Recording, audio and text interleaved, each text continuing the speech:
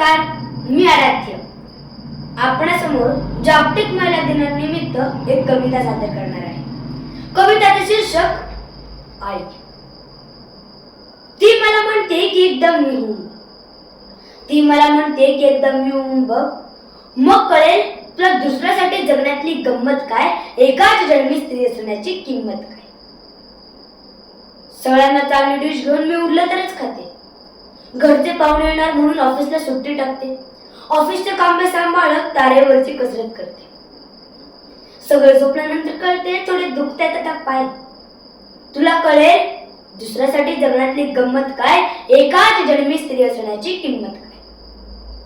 काही जणी तर ऑलराऊंडरच असतात, हे कळवं त्यांच्यासाठी. घरची सीमा असूनही सीमेवरती लढते, अंगणात रमणारी मी नंतर अवकाशाला भिडते. मी एव्हरेस्ट सर करते, मी लेक्चर कित्येक देते, मी थिरकते, मी बावरते, मी गाते, मी नाचते.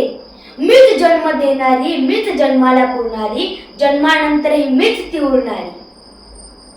वेगळे काहीच नसते, फक्त दिसतो वेगळे.